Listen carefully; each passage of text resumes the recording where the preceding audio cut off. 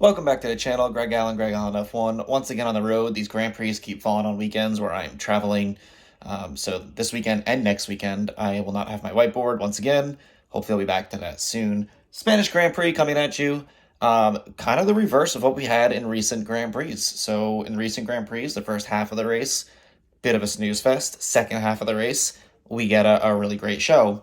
This one kind of reversed. For all the action happened in the first part of the Grand Prix. Second half of the Grand Prix looked pretty predictable, and kind of we were running out the rest of the laps here. So let's get into it. Lap 1, Lewis Hamilton, Kevin Magnussen have contact. K-Mags goes off into the gravel, and Lewis Hamilton has an unfortunate puncture for him, and that would pretty much ruin K-Mags' race.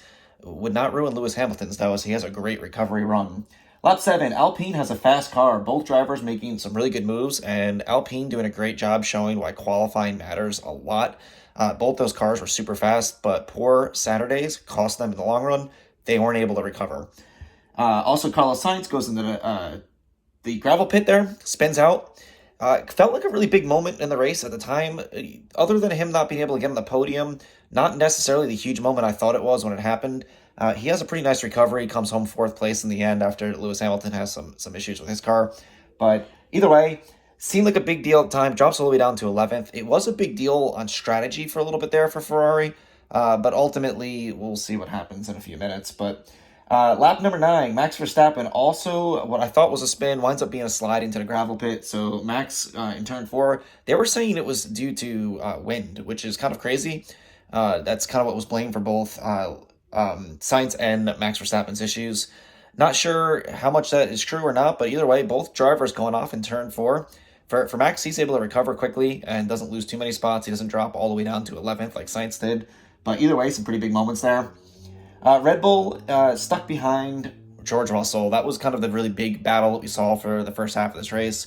Russell gets out in front of Checo and Max, and neither one of them can get by him. And he does a great job defending and holding off the Red Bulls for several laps there early on in this Grand Prix. And in the meantime, Leclerc out in front is just running away for Ferrari. Has to be said, Ferrari had this race 100% in check. They were going to run away with this and win, except that we had some stuff with Leclerc coming down there.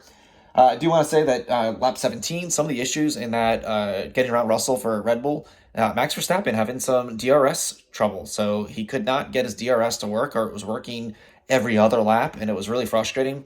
Watching Max drive angry is always a super interesting thing with these Grand Prix. He was definitely angry at times in the first half of this race, real frustrated. When your DRS isn't working, how can you blame him? Especially when you're stuck behind a slower car that is absolutely holding you up and you're watching the leader just get away from you. Wouldn't matter in the end, because lap 27, Leclerc has a unfortunate power failure, absolutely devastating day for Ferrari. They were going to win this race. He was going to have a really great day in the championship points, and winds up being the first of just a few retirements there. Guan Yu Zhou also lost some power there and wound up retiring again for, I think, the second time this year for power issues for him. So Ferrari having some power issues in their cars here, something to keep in mind there. But yeah, Leclerc going out, massive moment in this race. Really sad to see. I don't like how much the championship this year is being decided by power failures. In fairness, this does kind of even the score a little bit. Red Bulls had more issues than Ferrari to start, but it's not the best. I want to see Leclerc and Verstappen battling for wins like we got with Verstappen and Hamilton. That's what all the fans want to see. Don't want to see someone win a championship because reliability issues. So either way, lap 28, Verstappen boxes for the undercut. Checo takes the lead. Lap 45, Max boxes for mediums. So we're just kind of getting a strategy race the rest of this way. Some really good midfield battles. I don't want to discount that. And while this is going on, I'm noticing Lewis Hamilton just coming up through the field slowly. Really good recovery drive for him. Not so much for K-Mags. The Haas did not have the ability to do that. Not on the board here. Mick Schumacher also had a chance for points again, was unable to bring it home. Lando Norris had a really good run for McLaren again. He wasn't feeling well, so I want to give a shout out there. Daniel Ricciardo, not so much, so we're going to talk about that in an upcoming video again, I think. But either way, lap 49, we get the team orders call, and Checo gets asked to let Verstappen by. Checo not happy with that. He was leading this race at the time. They told him he was on a different strategy, and I think he's going to have a lot of questions about that strategy. Bottom line, Checo is a number 2 driver. That's been the issue with Red Bull for about 4 or 5 years. It's Max's team. Max is always going to come first. Checo getting a reminder of that today. And ultimately, he does the right thing for the team. They get a 1-2 finish. So there you go. Max Verstappen P1, Checo P2. George Russell with a really strong P3, a wonderful drive from him today in Mercedes, who it has to be said, Mercedes, I think they don't have massive gaps in the first lap there. They really could be in competition by the middle to end of this season and maybe be winning some races again soon. That's my guess.